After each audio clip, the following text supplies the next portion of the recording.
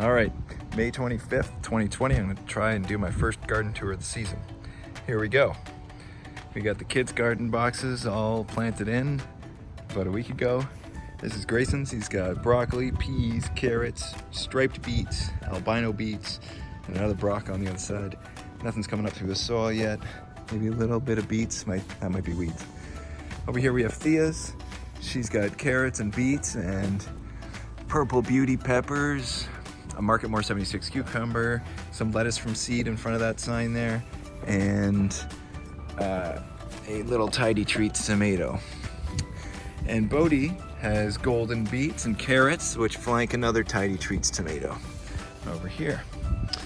All right, going into the garden. In our first bed on the left here, we have a regular Black Beauty eggplant, and then we have a Listada de Gandia eggplant as well. And then here are the peppers. We've got 2 Cali Golds, 2 Big Reds, 2 Red Shepherds, and then the 3 across the back are the Purple Beauties, same as Thea's box.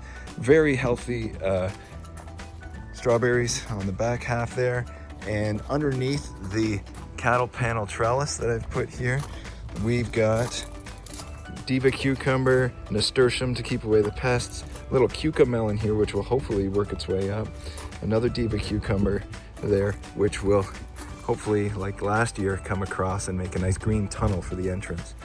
On the other side of the tunnel we have cucumber, nasturtium, cucamelon, cucumber, cucamelon, nasturtium, for hopefully the same effect. And we've got our grapevine box. This is a blue table grape called Trollhagen, and we can see the buds that I've selected. They're pushing right here, and that will hopefully continue the trunk growth up and over for the cordon development next year. In this box we've got 4 tomatoes, 1, 2, 3, 4, little marigold on the corner, a what's it called, ground cherry, sorry, 3 broccolis, 2 zucchinis, 1 yellow in the corner, 1 green, and then some Brussels sprouts.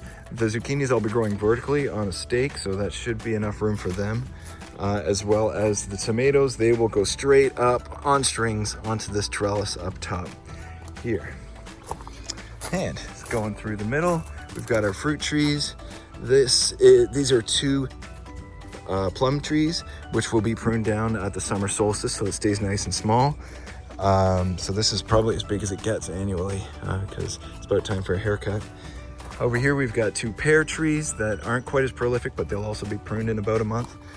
And then on the left we've got box 3. This is the tomato box, 17 varieties of tomato in here, spaced about 1 foot apart, which will all be growing up strings onto that trellising system there. And over here, this is my starting from seed box, and we've got winter sown beets back in March. Those are pushing through now. That row of beets sowed in March didn't work out, so I re-sowed it last week, so nothing's come up there. That is broccoli sown in the winter in March, radishes sown in March, carrots sown in March, and then these 2 are more recent sows last week. That's radishes and more beets. We've got some head romaine there and some overseeded cut and come again butter crunch and Paris Island Cos. This is my second table grape box, and this is a Himrod, which is a green seedless table grape. I've pruned all of the buds up to those 2 up in there, and those 2 will hopefully push nice cordons up and over on what will be a trellis above, where I'll hopefully be picking seedless green table grapes from above next season. Along the back here we've got beets that were sown in March that sort of sparsely germinated. I might redo that part. This is my bean trellis, which I just seeded last week, and all these nice beans are pushing through now. So hopefully that will work out well. This was planted yesterday from my seed starts. That's a honeydew and a cantaloupe. Over here is my sugar snap and green pea trellis, which there is not a lot of action. That's a bit disappointing. Might have to work on that. Along the side here, we have a blackberry that I'm pretty sure is dead, but I'm giving it one more season. If nothing happens, I'll reuse that piece of the garden. We've got 6 kale. We've got a white currant. And then we've got our third and last table grape, which is a red table grape. This is Vanessa. I didn't name it, it's the variety.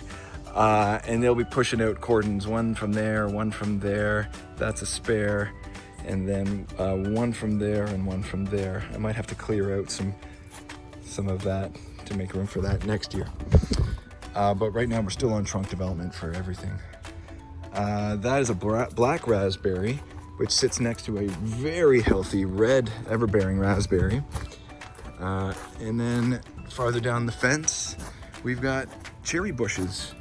This is the first summer it flowered, which is a lot of fun.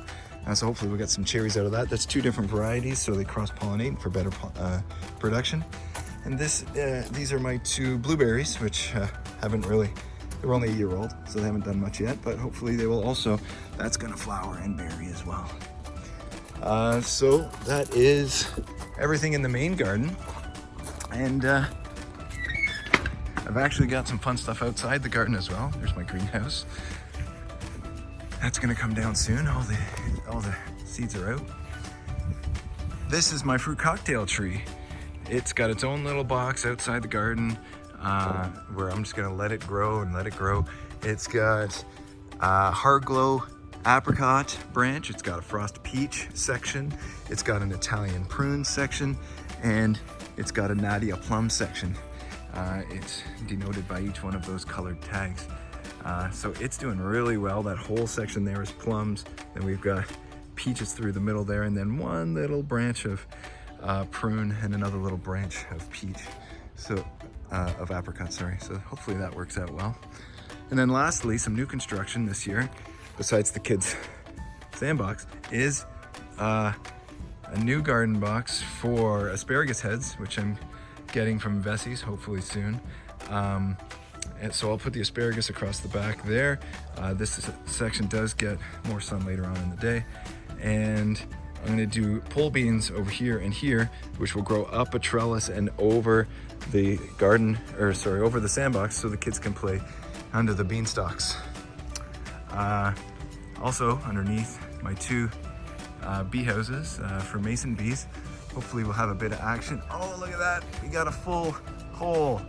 That's awesome. All right, first full hole of the year. They're alive in there. That's good to see.